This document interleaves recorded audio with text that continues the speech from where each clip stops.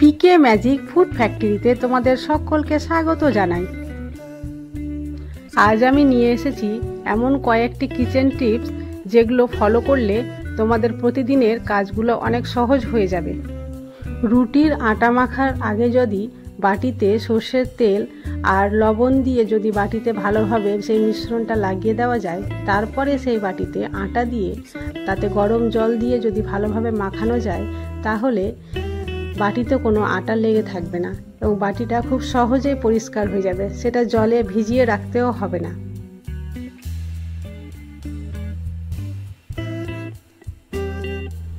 দেখো আটাটা কত সুন্দরভাবে মাখানো হয়ে যাচ্ছে, আর সবশেষে দেখতে পাবে বাটিটাও কত পরিষ্কার হয়ে আছে।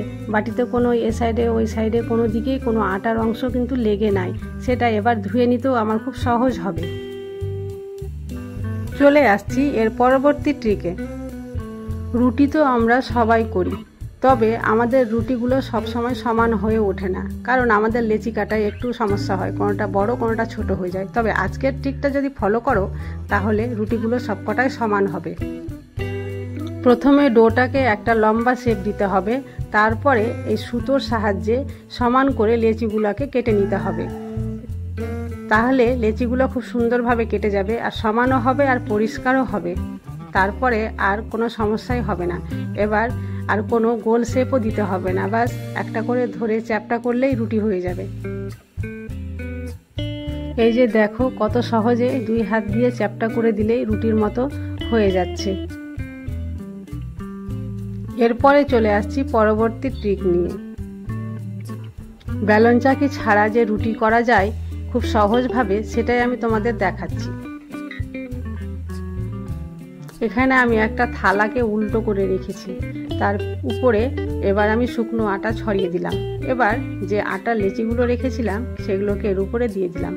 এরপরে হাত দিয়ে একটু প্রেস করে এর উপরে একটা পলি ব্যাগ দিয়ে দিচ্ছি।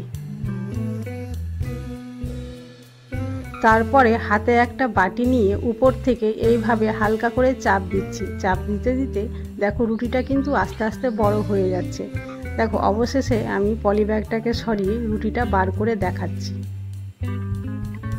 তোমরা একটু রুটির থিকনেসটা লক্ষ্য করো। দেখো বেলন চাকি ছাড়া কত পাতলা রুটি তৈরি হয়েছে। চলে আসছি পরবর্তী ট্রিক্স নিয়ে। রুটি তো তৈরি করা হয়ে গেছে, এবার এই রুটিকে সেঁকে নেব।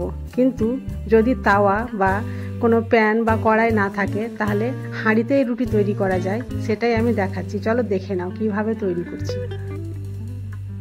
দেখো হাঁড়ির পিছনে খুব সুন্দরভাবে রুটিটা সেঁকা হচ্ছে। এইভাবে উল্টিয়ে পাল্টিয়ে আমি কিন্তু ঘুরিয়ে ঘুরিয়ে সেঁকে নিচ্ছি। সবশেষে এক সাইডটা সেঁকা হয়ে গেলে আর এক সাইডটা আমি এবার গ্যাসের ওভেনের উপরে রেখে ভালোভাবে ফুলিয়ে নিচ্ছি। ট্রিক্সগুলো যদি ভালো লেগে থাকে তাহলে লাইক, কমেন্ট, শেয়ার ও সাবস্ক্রাইব অবশ্যই করবে।